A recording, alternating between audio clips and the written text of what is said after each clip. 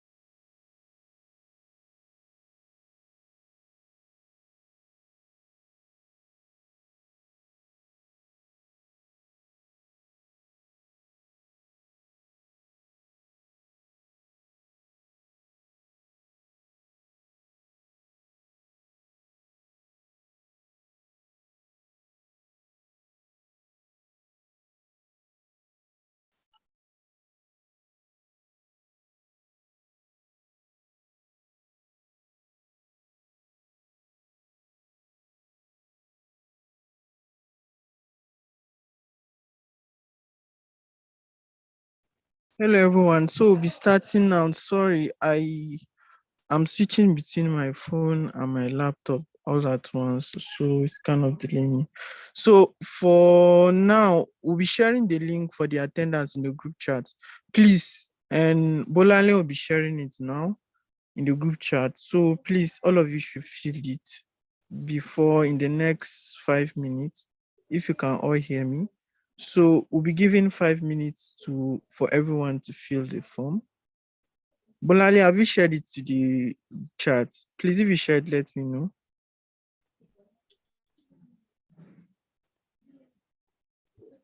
Yes, I've shared it. Okay, then please, everyone can fill it. I don't know whether it's still is open. Please, you can fill the form.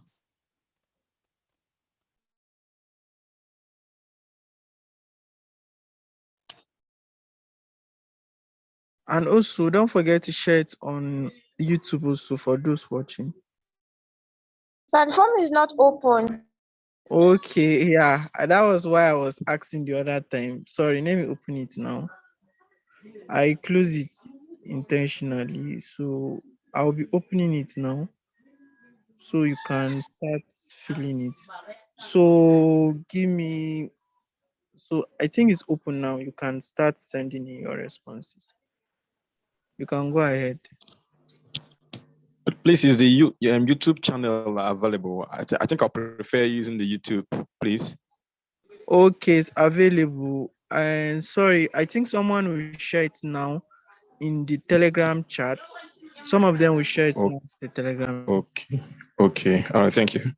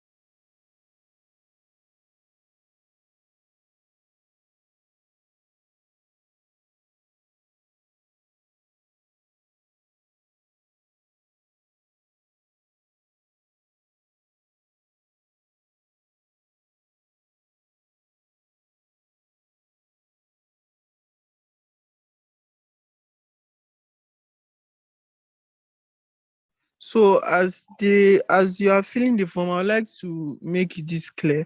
Some people are asking concerning the coursework. So for the first coursework, it was splitted into two. So it's just like A and B. So for the first coursework, the one you did, the first one, is just like the A part.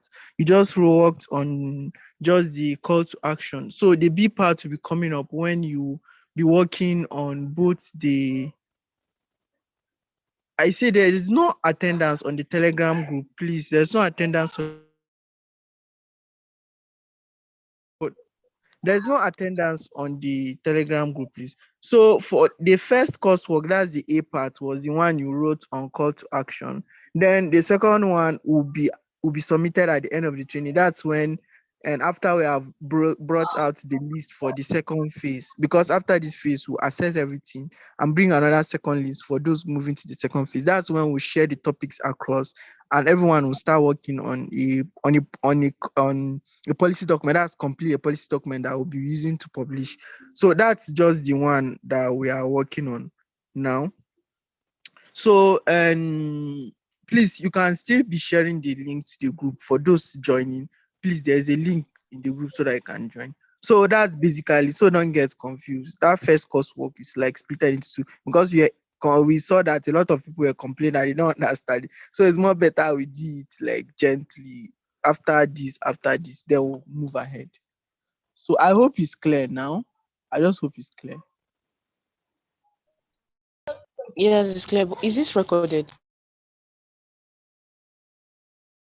The session is recorded.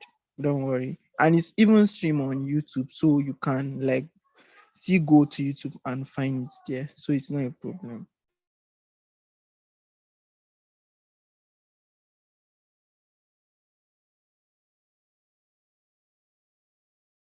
Ola Dahunsi, please you can go ahead. What about the submission yesterday regarding the research policy coursework? Yeah, a lot of you have submitted. I've uploaded all the documents that have been submitted to most of the Um, communities. in SCOMED, they did not send the coursework document to the group. They only sent it yesterday evening, like very late. So I wasn't able to. My group wasn't able to write theirs to submit. Is there still room for us to submit today? Yeah, I noticed that also. Sorry for that. For you, I think your own case is specific. So you'll be given 24 hours more to submit it. So we can submit it today.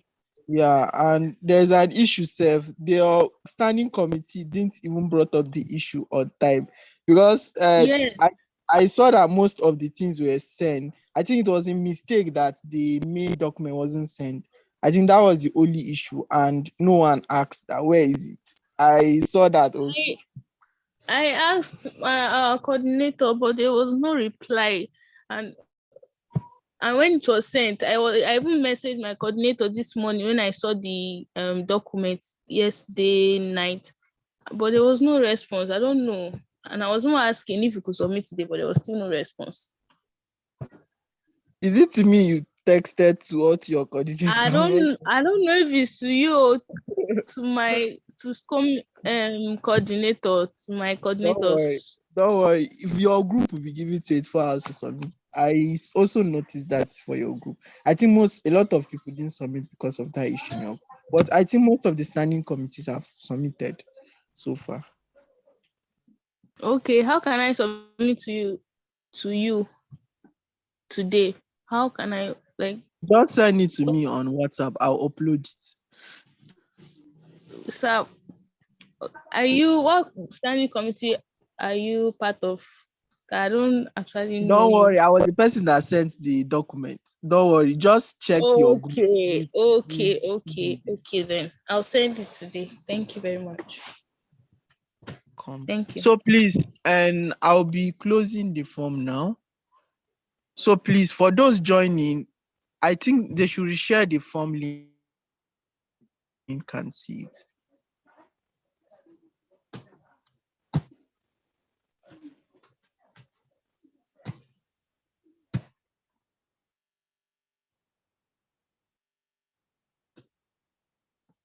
Somebody's asking which form. Please, and Bolale, please reshare the link again to the group so that they can see it. Somebody is still asking concerning the form. I don't want to close the form now and people will be complaining that they didn't even see it entirely. Please reshare it again.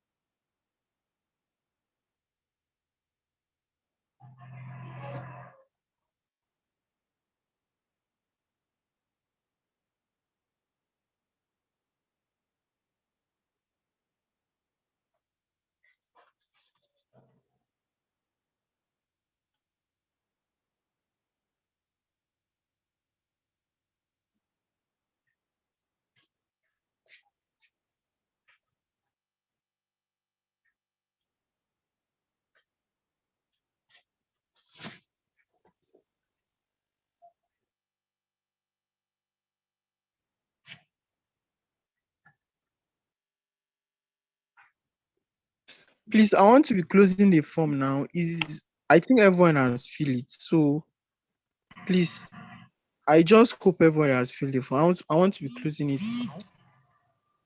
Wow, God. Please, I'm giving you 225. We'll be closing the form. Please. Yeah, we are starting by 225. Please, you should close it. I'll be closing the form by 225.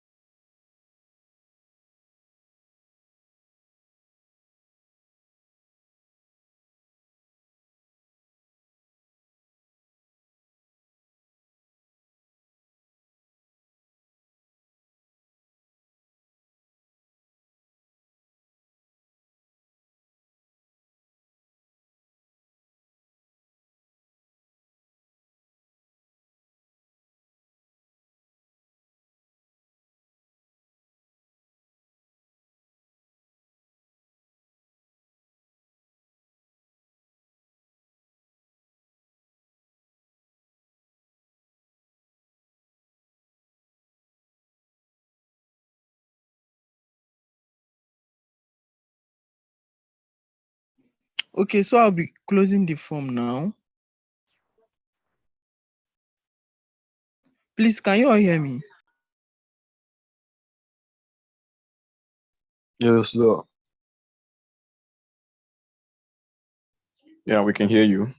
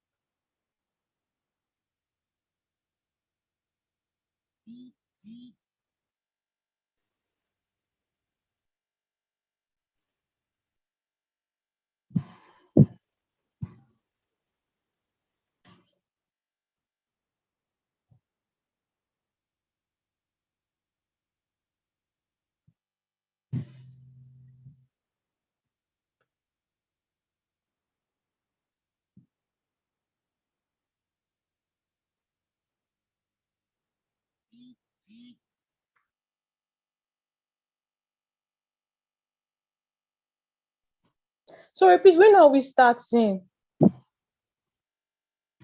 I'm so sorry for the delay. We had a little error in terms of timing. The facilitator thought it was going to be 3 p.m. Nigerian time because we gave her 2 p.m. GMT. So she'll be joining us right now. Joshua, can you make me a co-host? She's supposed to join us now. Rena's supposed to join us now. Hello, can you hear me? All right, Rena. Yeah, I can hear you clearly. Hello, Okay. Rena. Great. Hello. I'm sorry to keep you all waiting. I was under the impression that we're going to have it in another 30 minutes, that is 2 p.m. GMT. But apparently there was an error in communication with all the time zones. And that is why you had to wait for half an hour. And we would really like to apologize for that. But if all of you are ready, we can start right now. Absolutely. So who's supposed to moderate here? Hello, and Rania, thank you so much for coming. It's really a pleasure that you're here. Sorry, everyone, that we are starting this late. So I think since we have spent so much time, I think Rania can start immediately. So, and Rania, you can go ahead. Okay, perfect. Thank you very much for inviting me today. This is probably my second session that I'm having with NIMSA Nigeria this term, and I'm really excited to be here. Stakeholder analysis is actually one of my favorite topics to talk about. It's very fun, and we're going to make this session very practical. We're going to work through a particular policy, like use that as an example for us to try and understand how to properly analyze different stakeholders. Okay, so sorry? You can go ahead. You can go ahead. Okay. In case you cannot hear me properly or you have any issues, please let me know.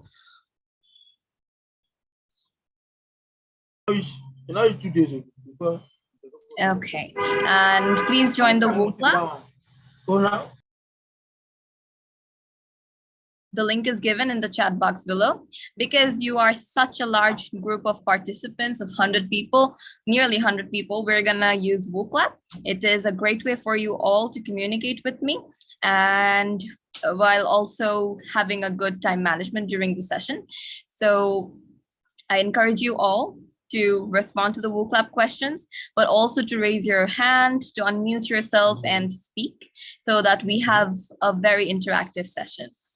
We currently have 27, 28 people on the WooClap, 30, that's great. Keep on joining, guys. If anyone is having any issues, please let me know in the chat. Okay, so for those of you who are not familiar with WooClap, it's actually an app that allows you to communicate with the facilitator. So all you have to do is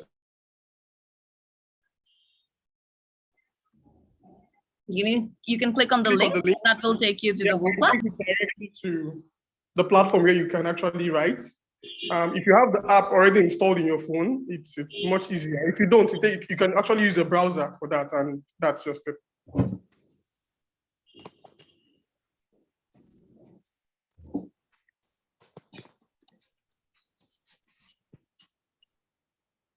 $53 people. I'm still waiting for another 40, I believe.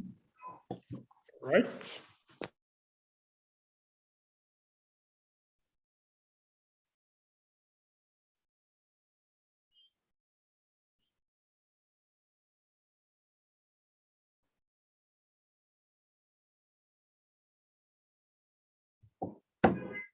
$58. 60. Can we expect 10 more people?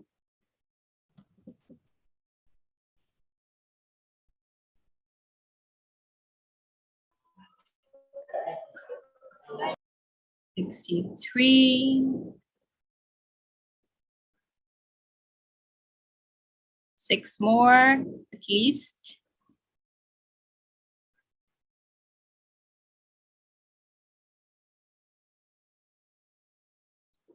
Nearly there.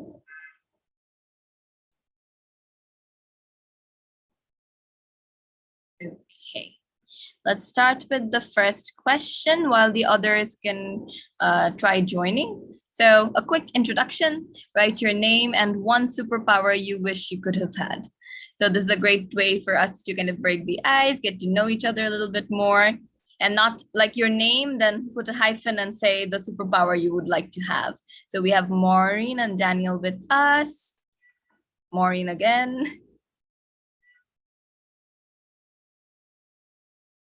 So I like my superpower. Okay, no. My name is Rania Sherish. I'm from BMS's Bangladesh. I'm currently the capacity building development assistant for SCOMI.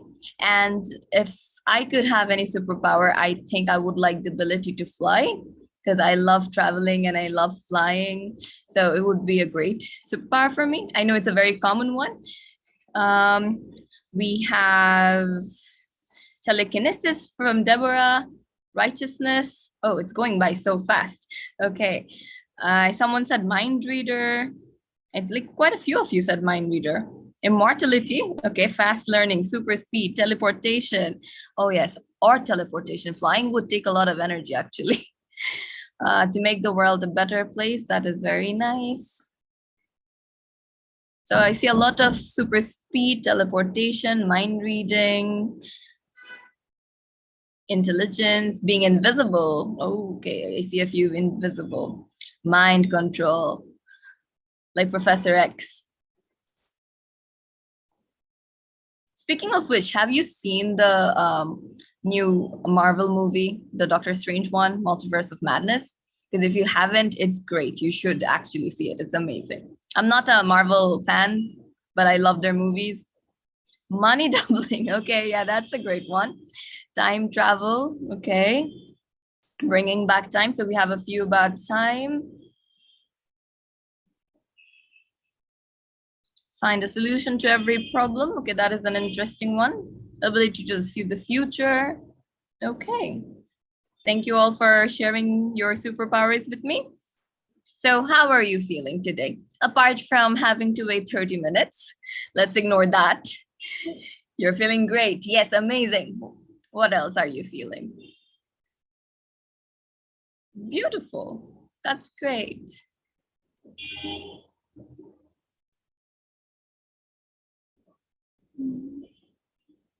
Someone's feeling tired. Fine. Jiggy? Interesting. All right, amazing, excited, a bit stressed, exhausted, relaxed, overwhelmed. Okay, so I see a mixture of emotions over here. Okay. I myself am a little ill. I've been sick since yesterday. I have this headache and nausea, not feeling the best, but I am super excited to be here today. Okay. Motivated, amazing. Okay. Moving on to the next question. So I'm aware that you guys have been like, this is part of this training that you're having on policy and advocacy, and I want to know how you're enjoying it. I went through the concept note, and I must say that the organizers did a brilliant job structuring this entire training. It's very comprehensive, targeting different parts of policy and advocacy. And they had kind of divided it into different modules. So I really liked seeing the concept note itself. And I would encourage you to standardize it and affiliate it with IFMSA going forward. So you can enroll it, or you can also submit it as a workshop proposal too. This is really good content. I really enjoyed the concept note, and I would love to know how the participants are enjoying it. So feel free to rate it from 1 to 5, 5 being the highest.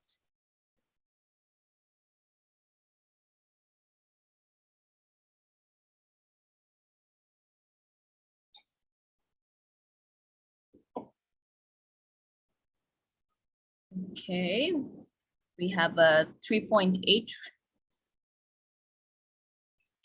Waiting for a few more responses for this.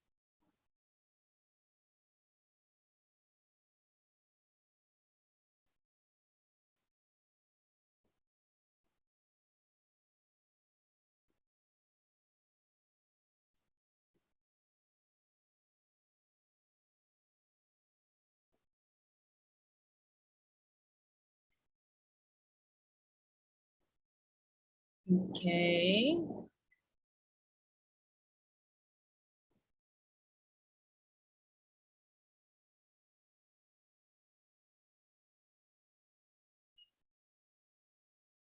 I'll wait for a few more responses.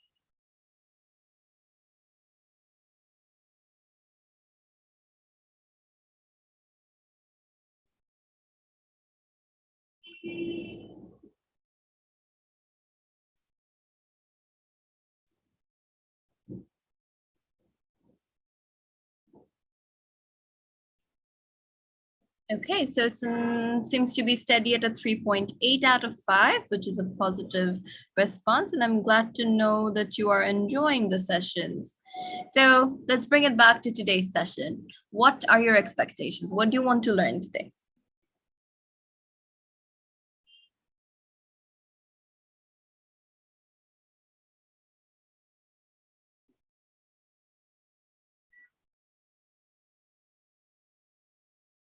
Really? No expectations today? I mean, you have some idea of policy making by now and advocacy.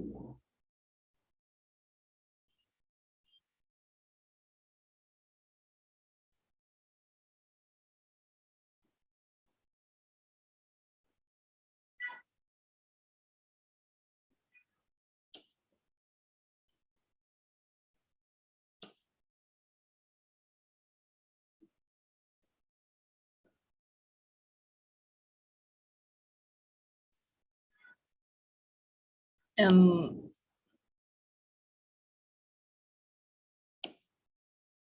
everyone hear me? Yes. Okay, I'm just wondering why we don't have any responses. Is WooClap not working? Try refreshing the page. Sorry? He said to try refreshing the page. Okay.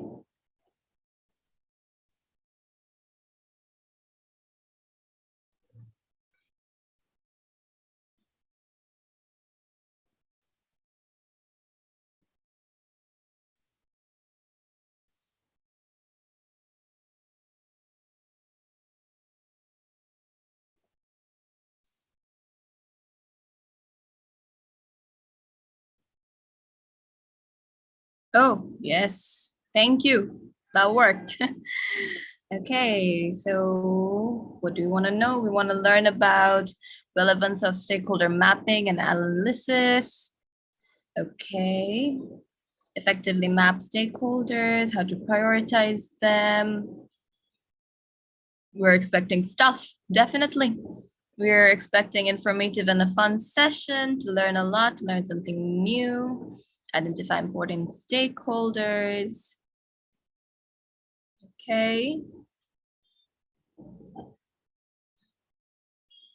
All right, sounds like a plan. How to deal with negative reactions from stakeholders. Okay, I think that is something that will be addressed in a future session, actually. But I think I'll be able to meet your expectations today because our session is actually oriented around the topics that you all just mentioned. So we'll start with identifying different stakeholders. We'll be able to analyze the different stakeholders, and we'll be able to understand how to manage these different groups for our policy implementation and advocacy initiatives. So for this session, I told you earlier that we'll be using an example of a policy. And I asked Martins what is a policy or a topic that is important for NIMSA right now. And he said research in medical education. So what I understand from this is that we want to work towards developing a policy where we state that we want more evidence-based medical curricula, and we want to have more opportunities for students to be engaged in research. So let me just explain it a bit further. It's just we want to have updated curricula where whatever we learn is backed by evidence, so backed by research conducted in different areas that we'll be studying. And we also want to have spaces where students will be able to learn about research, take part in different research initiatives. So whenever we're gonna going forward from now on, please think of this when we are thinking about identifying different stakeholders, okay? Okay, so we've been talking about stakeholders, but who is a stakeholder? So a stakeholder can be a person, it can be an organization, an institution, anyone who has an interest or concern. And the key factor over here is that a stakeholder can either influence your activity, your policy, or can be affected by it. So what that means is that whenever you plan on implementing a policy, either they will be able to push that forward or oppose it, or they'll be directly affected by it, whether positively or negatively. So we have different types of stakeholders. This is one sort of classification where we're dividing them into internal and external stakeholders. And internal stakeholders are those people who are working within our organization for the promotion or implementation of the policy. And external stakeholders are everyone else who we cannot reach out directly, but they're not involved with us directly, but we want to make them a part of our policy.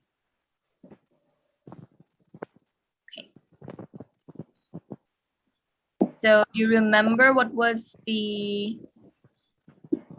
policy question, like the policy paper we have as an example?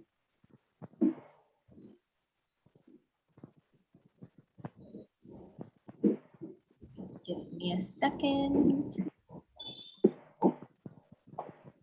So let's go back to WooClap because I have a question for you now.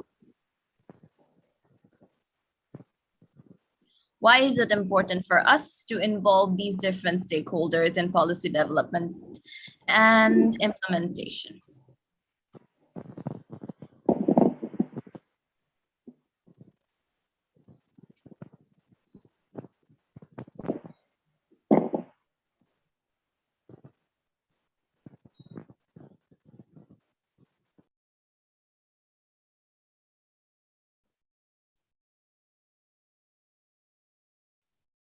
Okay, they help to affect the goal we aim to achieve. We need their money. Yes, finances is a very important cause why we reach out to different stakeholders. Stakeholders, yes, they do implement the policies. So they can help you in achieving the vision that you set out to. They can help you bring the change you need because they are leaders. Yes and no, because stakeholders are not only leaders, they can be of various different types. You need their support.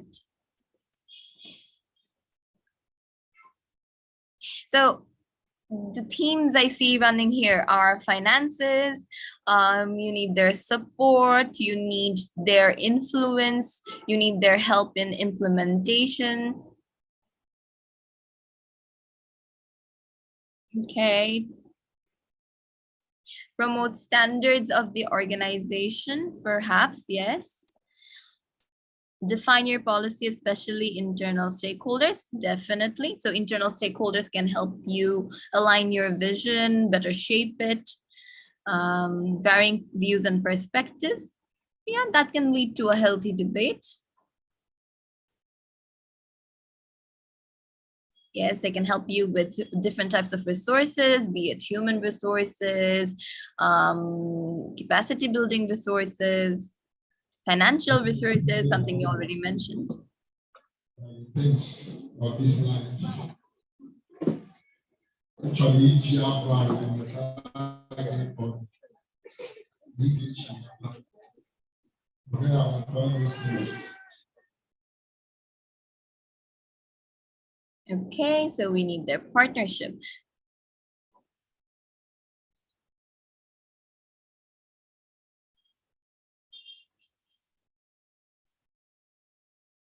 Oh.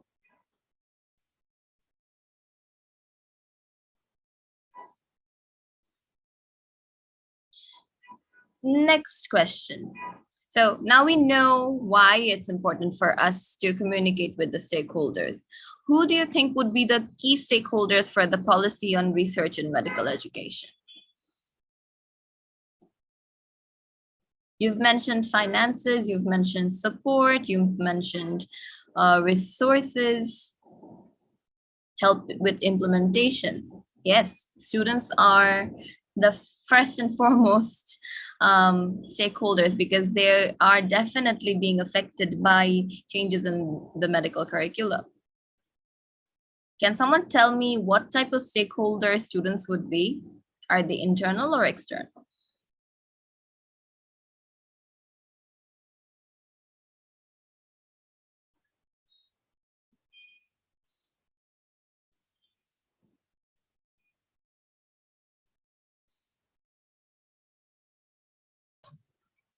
Internal. Yes, thank you for your answer. Students would be internal stakeholders. You said our members, definitely NIMS Nigeria members would be internal stakeholders. I see Medical and Dental Council, Education Ministry, government, faculty, school administration board, accreditation team, National Medical Board. Okay. So pretty much along the same line. So if we list the stakeholders, we have students, we have the faculty, we have the school administration. We take it one step further. We can involve the health or education ministry, the accreditation body, the National Medical Board, IFMSA, yes, definitely. Research clubs, that is a new one that just got my eye. Certain NGOs, perhaps. Organizations that work with research. Perhaps they can also be important stakeholders. Okay.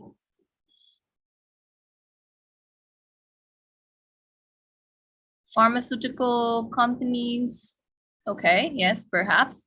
Scopy executives, definitely, because without them, we would not be having this session right now, capacitating more people and motivating them, empowering them to be more involved in their medical education and policy implementation. Okay, WHO, Research for Life. Okay, all good answers. So let's get back to the presentation. We now know who stakeholders are, the different types of stakeholders, and why they're. We have listed down stakeholders for our particular policy paper. And oftentimes you'll see that when it comes to medical education and the initiatives that we take, some of the stakeholders will be common for all, whereas there will also be other more specific stakeholders depending on the type of policy paper you're working on. So why is it important for us to have stakeholder analysis? So what we did so far is we made a list. We know that, yes, we should reach out to these groups, these organizations, these individuals. They will be able to help us either shape, develop, or implement the policy. But before we reach out to them, we need to understand them. We need to know what are they in support, are they opposing our policy, how much influence they have, how much knowledge they have, and we need to do a thorough analysis of each and every stakeholder so that we can cater how we reach out to them. So the way we reach out to them, the way we manage them, it has to be specific for every individual stakeholder. And we being the organizers or the teams who's working on this particular policy, they need to do the research. We need to know everything about not only our policy that we're working on, so we need to be knowledgeable on the policy, but we also need to be knowledgeable about the different stakeholders. That is why we need to conduct a very thorough stakeholder analysis. So when we are doing a stakeholder analysis, what we're doing is basically we start with identifying the key stakeholders, something we already did. We get to assess their level of knowledge, interest, positions, alliance, and importance related to the policy. So what we mean is the knowledge they have regarding the topic. If you go to the let's say the health ministry, who is rather dealing with healthcare delivery than medical education, they will not know the exact strengths and weaknesses of the current curricula. And therefore, when you reach out to them, we need to give them a little bit of a background of what is working and what is not working and why you are thinking of implementing this particular policy, so that they understand it. They will understand how changes in the current curricula will be beneficial to the healthcare delivery in the long run. And then they will decide whether or not they will be willing to support you in this cause. So what we just did was we tried to analyze the level of knowledge. We can think of their interest. Will they be interested in working with you? Or will they not be interested? Their position is, are they in support?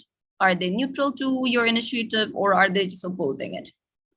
Position can also reflect on, like position and importance, they can also reflect on how much influence they can have on a particular policy or a particular change. Are they like the ministry, like the government, who have great power to influence? Or are they like us students, not really given that much of an importance? We don't have that much of a say, but we're trying to change that. So we need to understand their level of leadership, their level of power. And by alliances, we want to know who works well with whom and who will not work with whom. So when we understand the different dynamics and the different stakeholders that we're trying to engage, we'll be able to better reach out to them and involve them in our policy. Stakeholder analysis also will allow you to determine the different methods by which you will be interacting with them. And when you conduct the stakeholder analysis, you'll be also prepared to avoid any potential misunderstandings. Always remember that stakeholder analysis is something that is done prior to reaching out to the different stakeholders, prior to implementing the policy. So far, do any one of you have any question?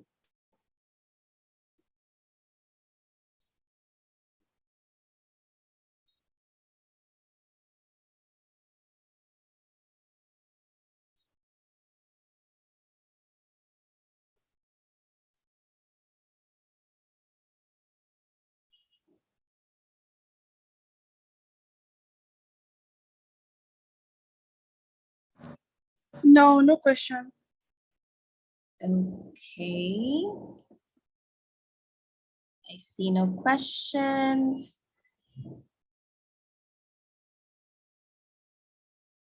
Just give me a second.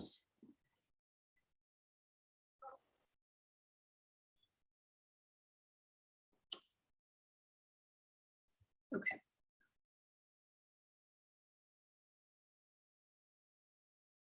So when we're talking about stakeholder analysis, it has 3 steps.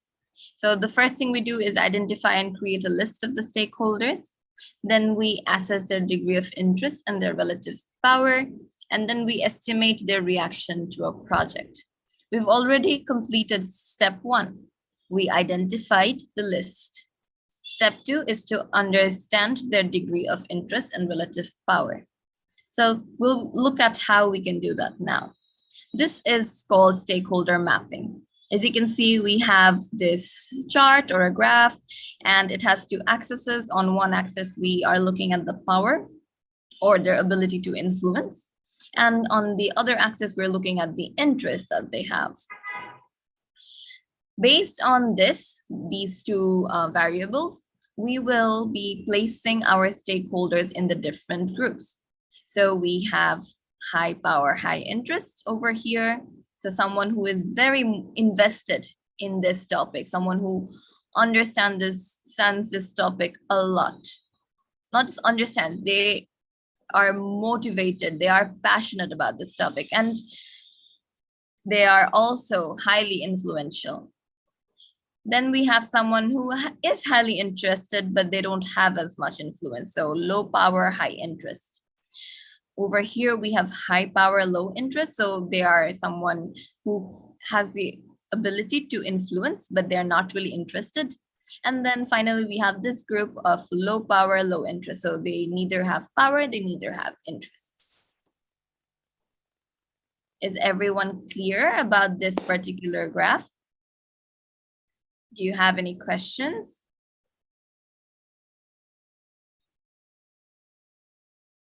No, it's clear. Okay, if you don't have any questions, I will No, request. no question, ma'am. Okay, great. I saw a raised hand, I think. Yes, Abu Bakr.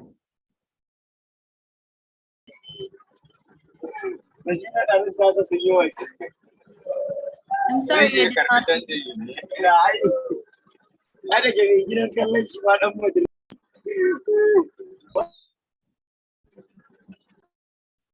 Abu Bakr,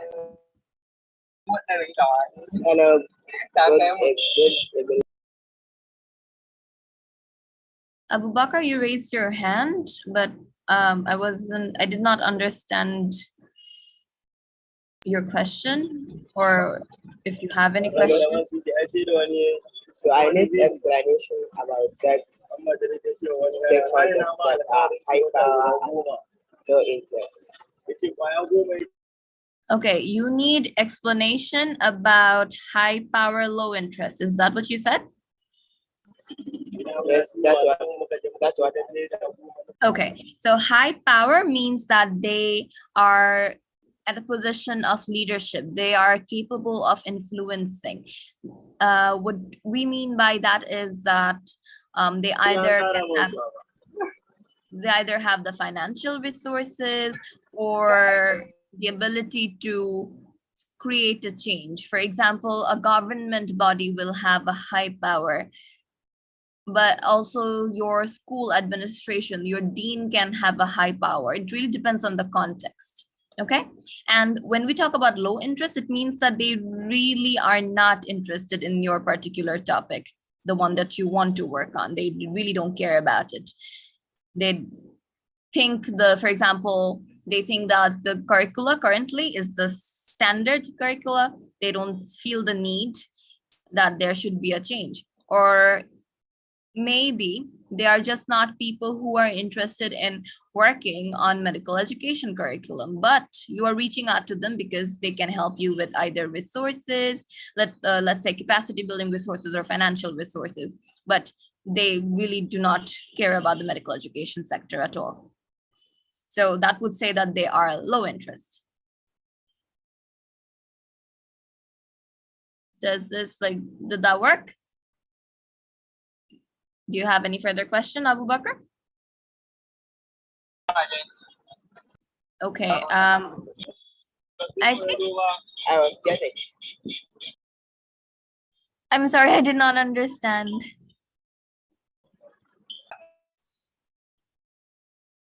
I think he said Perhaps. he gets it. Oh, okay, great, amazing.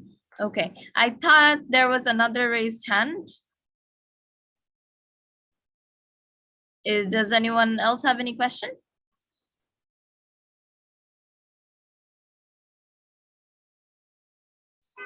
Okay, I see none. So if you would please go back to WooClap. Remember the list of stakeholders that you guys identified earlier today? So I want you all to now put them in the different categories. We have high interest, high power, and then low interest, high power, high interest, low power, and finally low interest, high power. So you might need to scroll. And let's just review the stakeholder once again. I'll keep this over here while you guys write your answers on WooClap.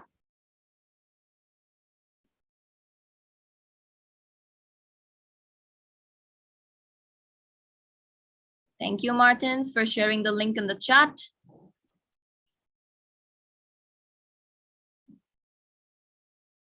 The stakeholders you identified earlier were students, lecturers, faculty, the provost or the dean, administration of your school, the health ministry, Ministry of Education, medical and dental council, research institutions, NGOs,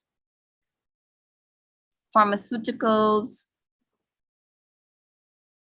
the National Medical Council, Student Union, IFMSA, NIMS in Nigeria.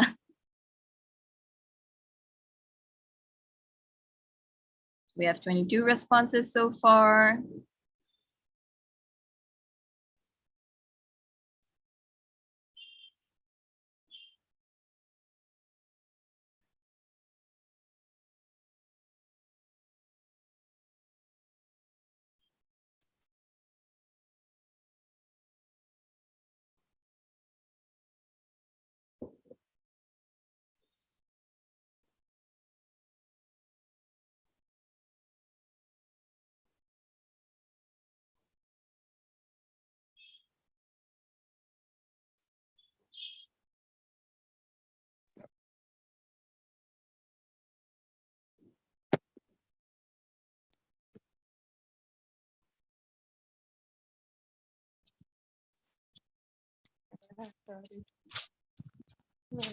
Okay, we have quite a lot of answers.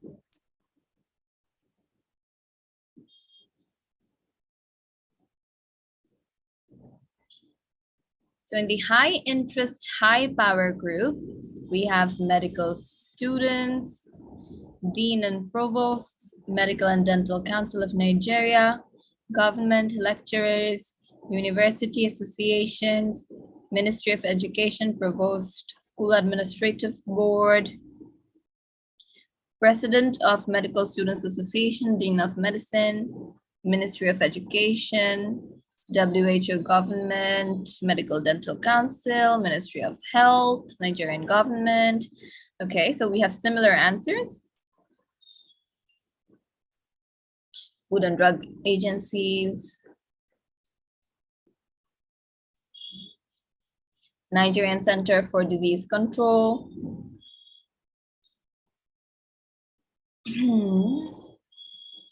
Okay, let's move on to low interest but high power. So we're still dealing with high power, but now we're looking at low interest. Politicians, federal government, medical boards, okay, Ministry of Education, MDCN, government of Ministry of Education, National House of Assembly. Okay, so I see a lot of government in low interest, high power. And then we have research clubs. Okay, now let's look at low power, but high interest. Students, medical students, students, lecturers. Okay, so mostly students, amazing. NGOs and WHO in the very end. And then we have low interest and high power. Student in Union, National Medical Council, Ministry of Health, Nigerian government, There's no low interest, low power, okay? Terrorist, interesting. Okay. Secondary school student. Definitely. Okay, so let's talk about the different answers that you guys gave. At this portion of the session, I want you all to take turns. Like, you can raise your hand, I'll call you out, then you can unmute yourself and share your side of the story, why you think this particular stakeholder fits into this category, okay? So in the high interest, high power, the first answer we have is medical students. Could someone please tell me how medical students can be high interest and high power?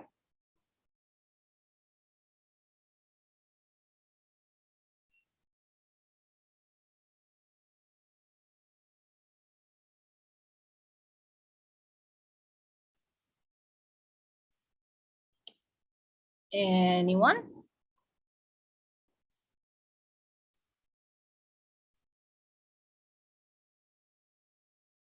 No one? Okay, perhaps then you can tell me where medical students should actually be. Yes, Dutra? I'm sorry if I butchered your name. No, it's okay. I think medical students should fall under high interest, low power, not high interest, high power. Because Okay. because they may be interested in how the curriculum should be improved, but they can't actually make the final decisions. They can advocate and you get stakeholders involved, but they don't make the ultimate decisions in that direction here. Definitely. Thank you. You're welcome. Thank you. Would anyone like to add to that? Perhaps you may have a new perspective, a different perspective. Yes, Deizwa? Students do not have the money to do that. That's that's what I think. That's what I believe. What we just have manpower maybe to do one or two movements, but financially, no. I think. Okay, thank you. So students don't have the money, they don't have the final say, but they are very invested in the education that they're receiving. So aptly put, as most of you actually put it, they are high interest, low power. So as you can see, a lot of the answers here are students, because we are very interested, but as Dutra mentioned, in a lot of situations, in a lot of countries, students really don't have that much of a representation in their curricular development. In our country, we really don't have that. There are countries where students do have more meaningful engagement, where they can voice their thoughts, their perspectives. But unfortunately, that is not the case in a lot of different countries. And so students may have high interest, but they're not necessarily low power. Can someone tell me where else can I put students? Like, this is definitely fitting. They are high interest, low power, but students can also fit into a different category. I'll put the categories up here again. I see two raised hands. Christina, I'll get back to you. I have any.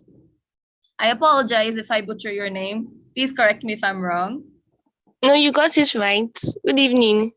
Good evening. Students could also fall under low power, low interest, because the student could feel my education as it is okay, and there is nothing to be added to it. So while they could fall under high interest, low power, they could also fall under low power, low interest. Thank you. Thank you. EUSA? I am sorry. EUSA? Right, you almost got it.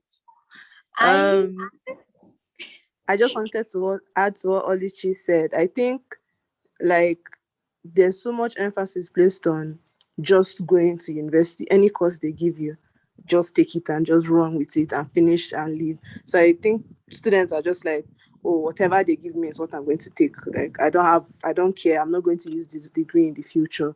And then they just ignore anything that's happening, any advocacy movement, anything. They don't care about it. Yes, the students are not motivated. Okay, Christina, you wanted to say something, I believe? No, it was already said. Thank you.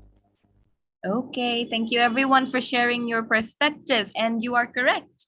The other group where we can have medical students is low power, low interest. Often you'll see that a lot of the students, they just are not interested. And that can be for multiple reasons. It can be because medical education, like the curriculum we have, is so exhausting, it's so tiring, it's so compact in such a short amount of time that they really don't have the mental capacity to, or the interest to focus on something else other than education. A lot of the times they are more clinical oriented than medical education oriented. So they just want to study the content rather than the system that goes behind how we deliver that content. Yes, I have a raised hand from Egbowon.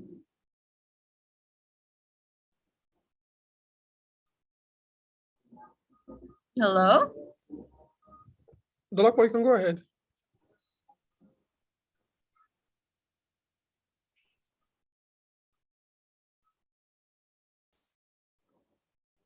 Okay. Maybe next Yeah, time. good afternoon. Yeah, I also say hello, good afternoon. Yeah, I want to make some contribution. Sorry? Yeah, good afternoon. I also want to contribute to that low power and low interest. Yeah, there are some students that they just want to, they are being forced into some courses that is not of their choices, and it's very, very so exhausting, like you said. And also medical school too, it has its own like issue.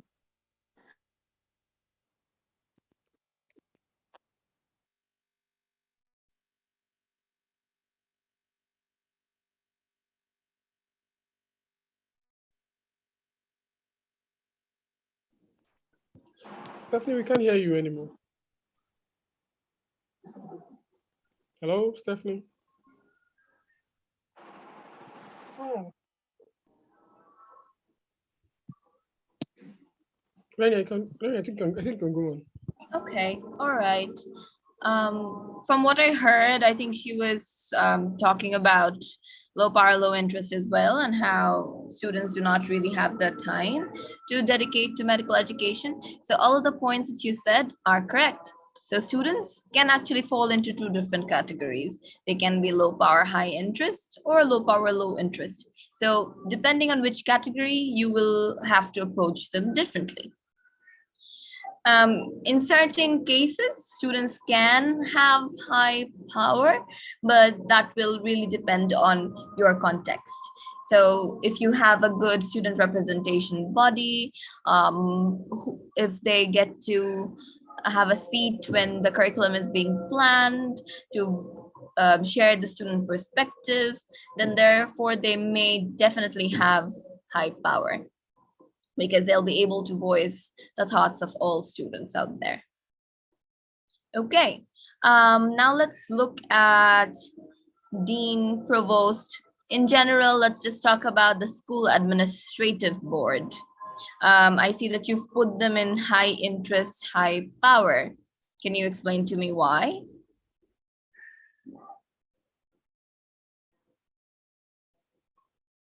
Yes, any? Okay, the school administrative board are in the high interest category because they have the what goes on in the school, it's their business. The school's curriculum, what the students learn, it's their personal business, and they have the ability to effect change. Their voice can be heard in places that matter. They are the people that matter, and it won't just be noise being made in the background. It would actually be people talking in places and bringing about change that can be effected into the system. So they're in that category because they have a say in what happens, and it's their business what happens. Thank you. Okay, thank you. So I was given a time warning right now, so I will kind of rush through this. I apologize for that.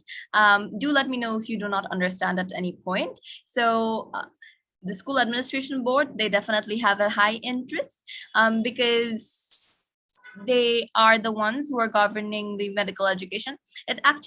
It will vary, honestly. While they are dealing with the education that you're being received, they might also think that it is very standard and they don't might not want to change it. So they might be low interest in your policy, but they may have high power. And high power because it I don't know how it is in your country. In a lot of different countries, the curriculum is actually being decided by the universities together, or maybe an individual university. So that way, they might have a good ability to kind of vouch what their interests are and be able to influence the decision. Similarly, medical and dental council can be high power, high interest. Government, I'm not sure whether they would be high power, high interest, or just high power and low interest. It will really, again, vary with your country's context, how involved would the government or a particular ministry be in developing the curriculum. I would rather say they might be somewhere in the middle, perhaps. But definitely they can fall in either high or low interest, but definitely high power. And the last group that you talked about, low power, low interest, it can be medical students who are not interested at all. It could be WHO, because WHO really does not have a say in how a country's curriculum is being decided. They can give you guidelines. WHO really doesn't work with medical education. Perhaps it would be WFME who would have greater interest, but WHO can give you some sort of a guideline on what the end results should be, whereas the education would be the guidelines for the education would be given by WFME. But nonetheless, in a particular country, they really don't have that much of a power. They're just an international organization who can give you, like, show you the way, but they cannot influence any of the changes. Okay. All right, so that is about stakeholder mapping. So now we have mapped the different stakeholders. Okay, I just showed you the answer. I want you to answer this question. We know that there are different groups. I want you to kind of determine how you will interact with them. Please answer the questions fast, because we are very short on time and I would love to see how you answer this question.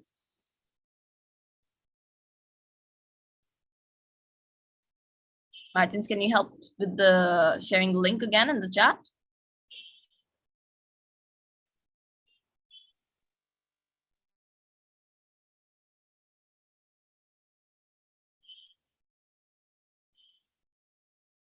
Thank you.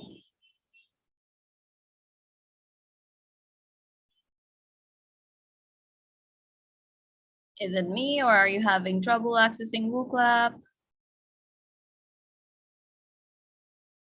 Should I refresh again? Oh, no, we are having answers. Okay, great.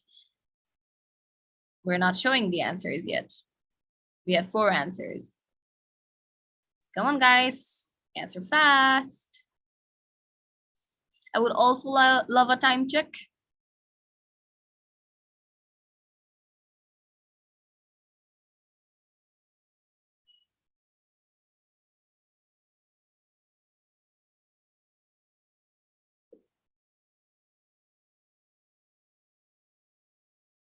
The question is on WooClap.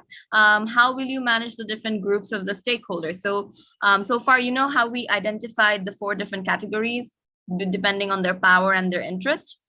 So I want to know how you, the policymakers, want to approach these different groups. You can see on my screen that I have the 4 categories on the left, and you need to match the answers with the options on the right.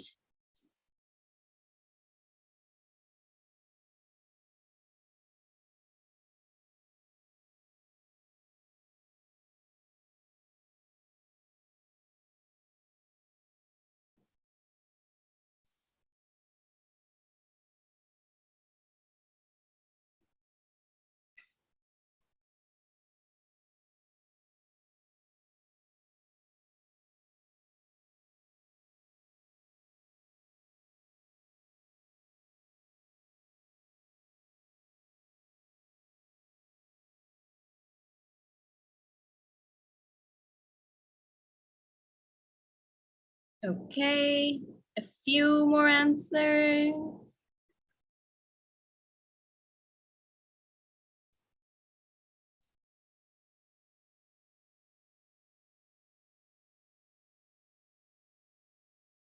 I have 100 people here, but only 28 responses.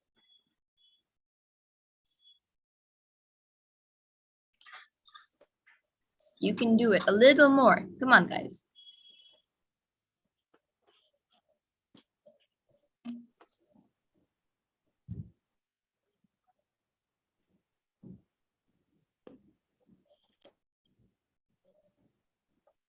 Okay, let's see the correct answer. So, I based on my understanding, I will look for option D. sorry? I said based on my understanding, I will look for option D. Option D, engage closely.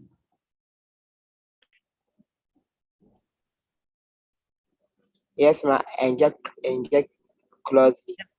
Okay, definitely. So as you can see, for the high power, high interest group, that's our key group.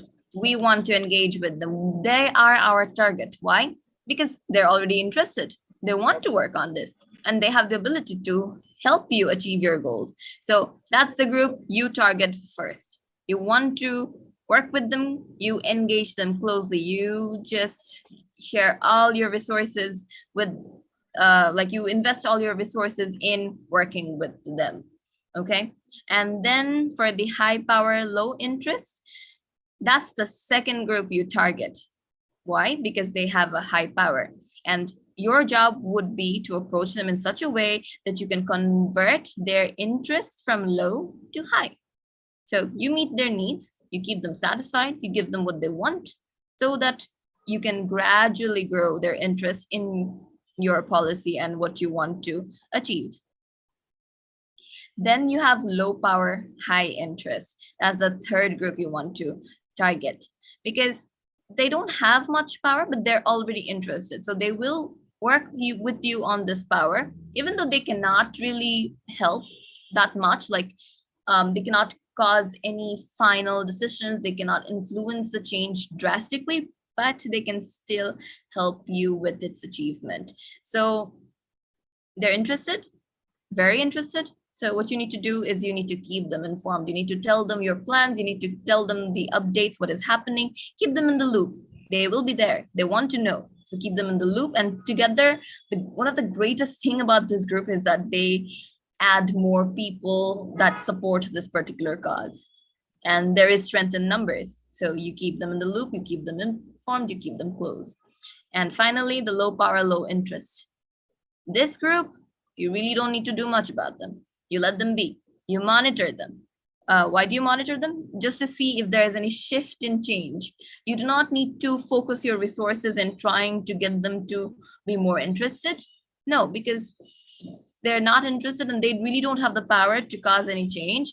So you don't really need to invest your resources in converting them into a different group. But the other three, that's where you allocate your resources.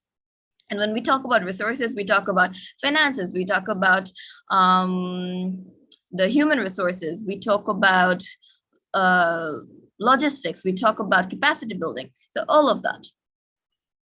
Okay, So now that you know the different strategies and the different groups, this is just an overview of what you and like how you should approach the different categories. Oh, is the annotation on, I believe. Just remember, whenever you are reaching out to a stakeholder, you should be informed, well informed. You should do your research, not only on the topic, definitely on the topic, on what you are trying to achieve, the entire scenario, and also what your expectations are from the stakeholder. You should have a very transparent communication, transparent and clear communication. Okay, so this is what the stakeholder map looks like at this point. And what you would do is what you already have done actually is in the previous WOOC Lab question, you put the different stakeholders in the different group, and now you know how to engage them, how to approach them. So I had an activity planned, but I don't think we have time for that today. So I apologize for that because we won't be able to work on this. But one other thing I wanted to show you, but before I do that, I want to ask you, do you have any questions? Hello, Rania. I would like to add something. The activity plan can be worked on and submitted. Yes, worked on and submitted as part of the coursework? Yes. Okay, definitely. You guys can do that. But it would have been more fun to have it here. We could have had like a little role play. Nonetheless, do you have any questions?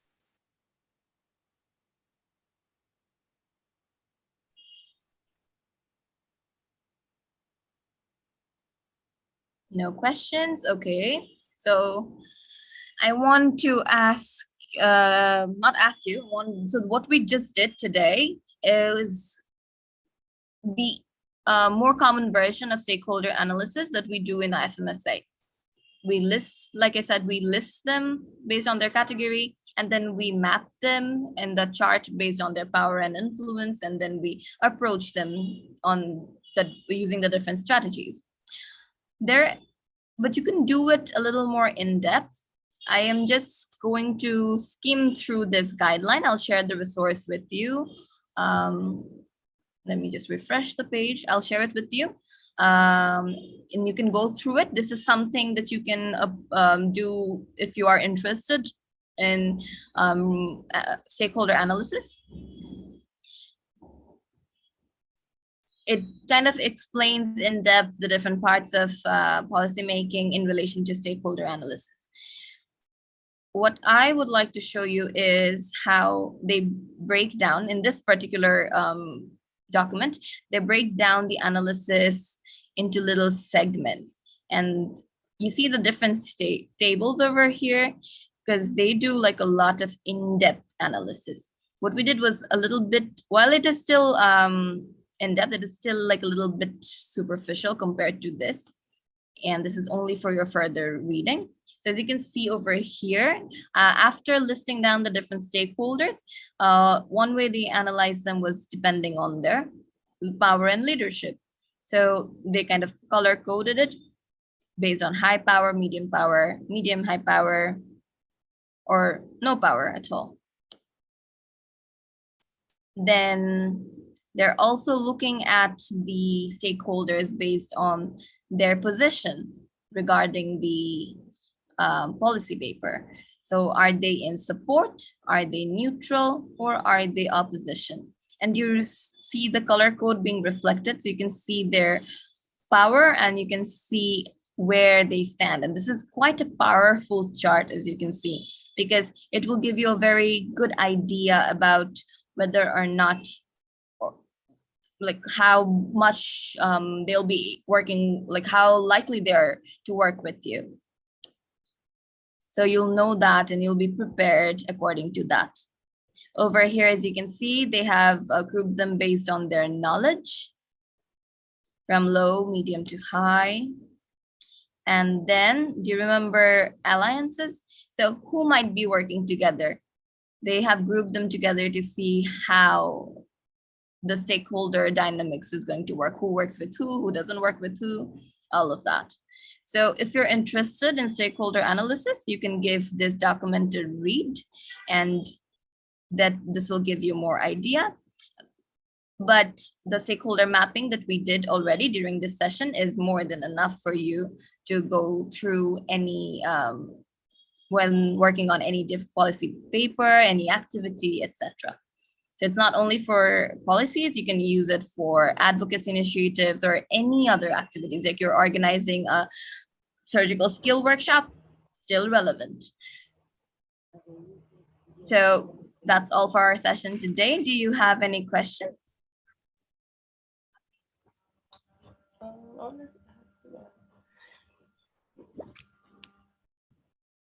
Was everything clear? Any input, any feedback? What is your name? My name? Yes, your name. Okay. My name is Rania Shehrish.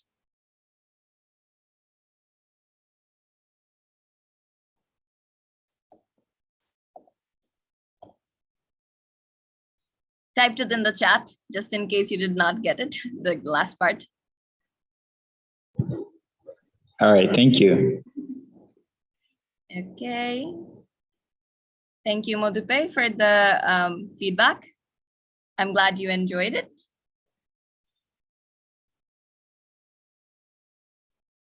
Last part, okay.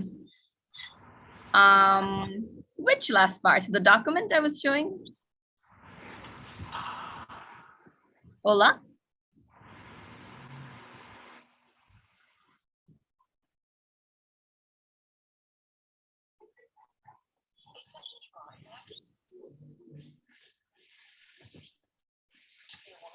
Okay, just give me a second. Let me share my screen once again. Okay, do you want this particular point or all of it?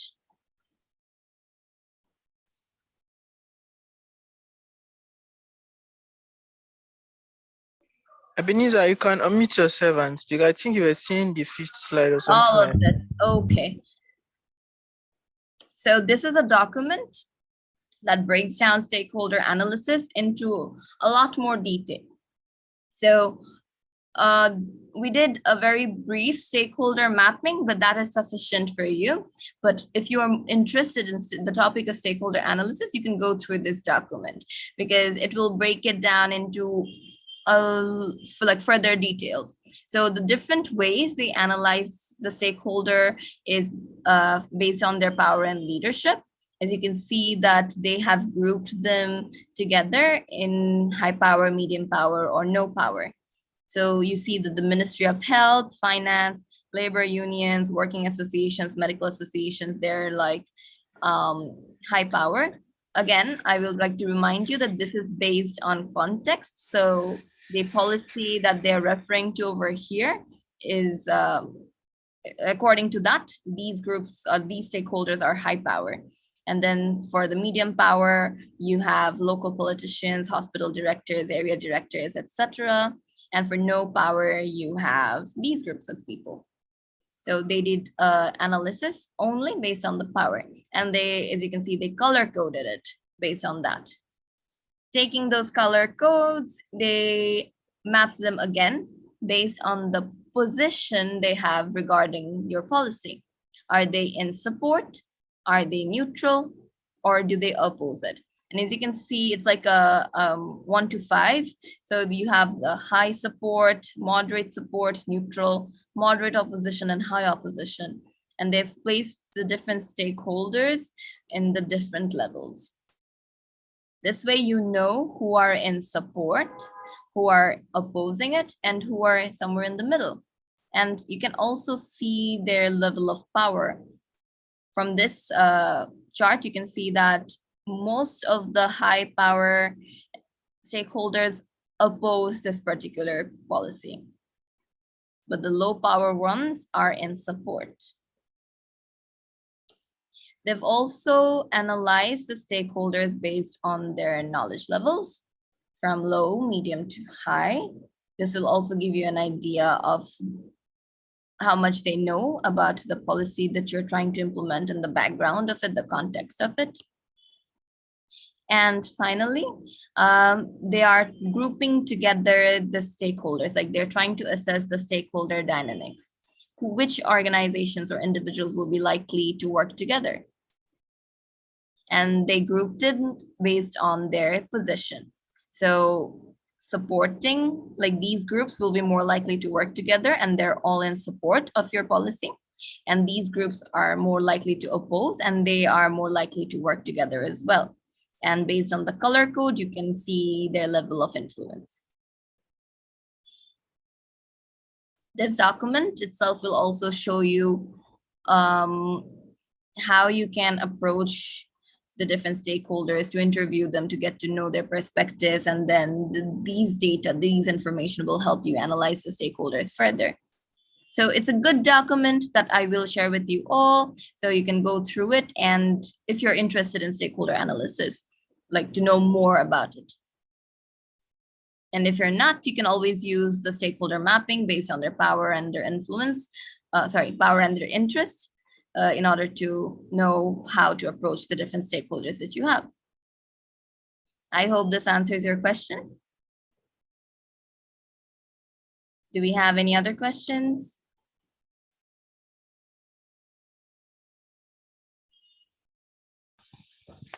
No, I think that was very clear. Thank you. You're welcome. No question from my side. Thank you so much. This class was interesting and enlightening. Thank you so much. Okay, perfect. I'm glad you guys enjoyed it and found it useful. Okay, NIMSA Nigeria, thank you for inviting me again for another session. I apologize for the delay. I was aware that the session was at 2 p.m. GMT, so there was a little bit of a miscommunication. But we were able to successfully finish the learning objectives of the session, so that's all good. Martins, or the organizers? Thank you so much, Rania, for the session. Am I audible? Yes, you are. Thank you so much. That was partly my fault with the timing incident. And yes, I think Rania has one of the best participant engagement sessions that I've ever attended. You always enjoy it and always want more. Thank you so much, Rania, for being here with us. We would share the documents with everyone after the session. So just stand by to receive each and every one of you. Thank you, everyone, for being part of this. Josh, do we have any other thing to add? Maybe attendance or something? Yes, I'll be opening the attendance in the next 3 minutes, so everyone will please fill it. I sent the link, but I'll open it, so everyone should fill the link. Yes, I know it's not acceptable. I'll be opening it, so you can all just I open it for you to start. So it's now you can present your responses.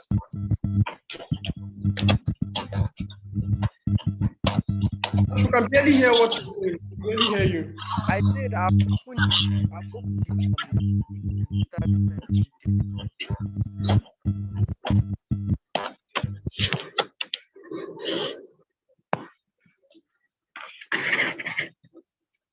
Okay, please just write it down in the chat box. We can barely hear you. Just write it down in the chat box. Or later on, we can communicate to everyone.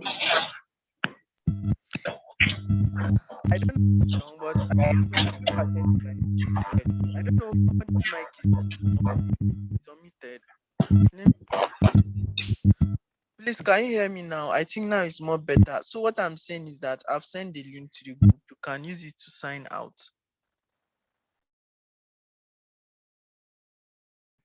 Okay, perfect. Yeah, now concerning this coursework, there will be a Google form that will also be sent. That will be like an assessment. we're going to use this, and coursework won't be like you go and do any work. To just be a form that you are going to fill in. Most of the things that will be on the form will basically be what you have been taught here. That's what will be sent in. So it's just personally, it won't be again as a group. So everyone should ensure to fill the form. It's just a form. We send it for just one day. Everyone should make sure we fill its form. When it's just some questions that will be there that you fill it up. That will be basically the assessment. It won't take so much time. Then we'll also have a review session. But before then, we are going to send a list of all those people that have qualified for the second phase of the training. Now, when we send this list, then the slides will be available, don't worry. So when we send this list of people that have qualified to the next stage of the training, they'll have a review session. It's in that review session that everyone will learn, like not learning it, we'll just like show you a review of how to draft out the policy document completely, because you already have idea, I know for sure. So it won't be a class that would take so much time. So we'll just like go over it. So, and I think by then we'll have like groups that are very serious.